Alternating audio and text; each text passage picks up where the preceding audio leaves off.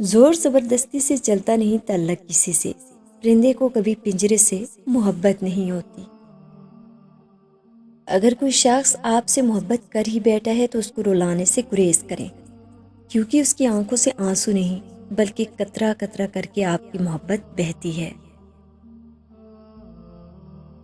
پچھتاوے چہروں سے عیاں ہوتے ہیں، لیکن معذرت کرنے کا حوصلہ صرف ظرف والوں کو عطا ہوتا ہے۔ کم ظرف لوگ اپنی غلطی مان بھی لیں تو ان کی اکڑ انہیں جھکنے نہیں دیتی۔ بوڑھا ہونے میں ذرا سی دیر نہیں لگتی، بس ذرا سا غم لگ جائے تو انسان بوڑھا ہو جاتا ہے۔ لوگوں سے یاد کرنے کا شکوہ مت کرو، کیونکہ جو انسان اپنے رب کو بھول سکتا ہے وہ سب کو بھول سکتا ہے۔ اتنے رشتوں کا کیا فائدہ جب ہر دکھ تکلیف اکیلی ہی کاٹنی ہے؟ لہٰذا خود کو مضبوط کر لیں تاکہ اپنا غم خود اٹھا سکے۔ زندگی اتنی مصروف بنا لو کہ دوسروں کے عیب دیکھنے کا وقت ہی نہ ملے۔ جو بندہ ہر نماز کے بعد آیت الکرسی پڑھ لے وہ مرتے ہی جنت میں داخل ہوگا۔ بڑھاپے میں فرشتہ بننے سے بہتر ہے جوانی میں فرعونیت چھوڑ دیں۔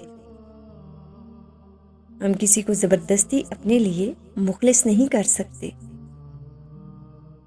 جب رشتے ضرورت کے ہوں تو پھر ان کی یاد بھی ضرورت کے وقت ہی آتی ہے۔ زندگی میں جب انسان کو ہدایت مل جائے وہ یہ نہ دیکھے کہ کیا کر چکا ہے، بس وہاں سے راستہ بدل لے۔ اللہ سے کبھی مانگنے لگو تو اوقات دیکھ کر نہیں بلکہ اس کی شان دیکھ کر مانگنا۔